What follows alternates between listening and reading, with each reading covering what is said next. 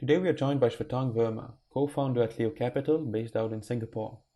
He is currently an early-stage venture investor in India and Southeast Asia, focusing on digital health, insurtech, and fintech. His investments include WayForward, CoverGenius, Raya, to name a few. Prior to Leo Capital, he headed Open Innovation for MetLife Asia, where he created and led Colab, a platform for matching technology startups to the right problem statement in the enterprise and bringing culture change to the main company.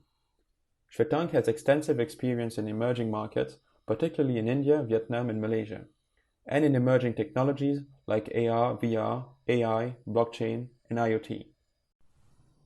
Thank you again for being here today, Shwetank. As you work with insurance companies and insurtechs, I would like to have your take on how the sector is reacting to digitalization. Overall, in insurance at the moment, right, the sort of digital disruptors, so to speak, still remain a very small part of the overall gross premium pie.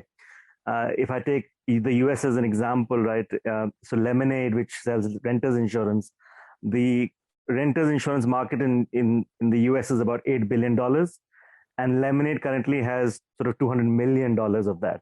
So tiny, the incumbents are still very much at the wheel, but they're at least beginning to be aware that there's somebody creeping up behind them who has the potential to displace them from the wheel.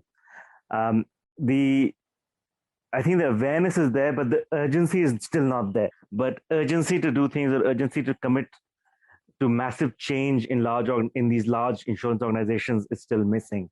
It's the reason why startups like Lemonade, Hippo, Oscar, etc., are all going public and growing rapidly, because there is demand for this from the consumer side for better, faster, cheaper digital experiences that is not being met by the incumbents. Thank you for your answer. We would like to know, beyond venture, what are the other ways to access opportunities in the insurance space? In the insurance world, now we're seeing more and more successful venture building approaches. So it's become easier to identify some of the archetypes of insurtech companies that work and replicate them in certain markets. So working with a venture builder or even sort of attempting to look at one is obviously one.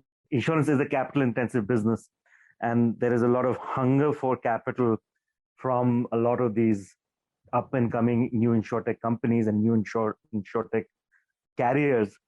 And it's a good risk reward ratio, because a lot of it is regulatory capital, so you get a return. It's hard for it to go completely under. So the downside risk is protected. There is significant upside.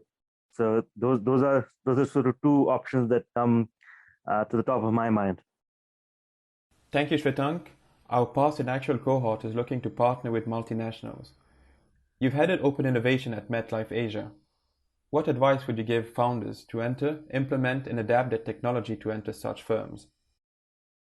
I think my top advice to founders looking to partner with large incumbents is to think from their perspective first. The sort of mistake I see founders make is they come in and talk about their technology, about their solution, and have never sort of thought through the business case for the incumbent. So start with what I suggest always is start with the budget owner. Identify who in that organization is the budget owner who's going to give you the money to implement your solution, and then work backwards to figure out what will make him or her the hero in that organization. So how do you make her the internal hero, right? How does she become very visible, sort of known to the global CEO if there's a global CEO or whatever? How does her career sort of improve by working with you and bringing you to getting into partnership with you? If you can solve for that, then you have built the sort of engine for a long-lasting and fast partnership. It's Charlie Munger said, right? Show me the incentives and I'll show you the behavior. And that absolutely holds true. You have to think through what is in it for the individuals who you're pitching to in the large incumbent organization. How can you make it? How can you create incentives for them, all legally, of course? How can you create incentives for them to want to partner with you? How can you make it about their business, not about yours? And then when you pitch them that story, it becomes super easy for them to sort of say, yes, we'd like to work with you. Right. Thank you, Shwetank. Thank you for your time and valuable insights. My kindest regards to you and the entire team at Leo Capital.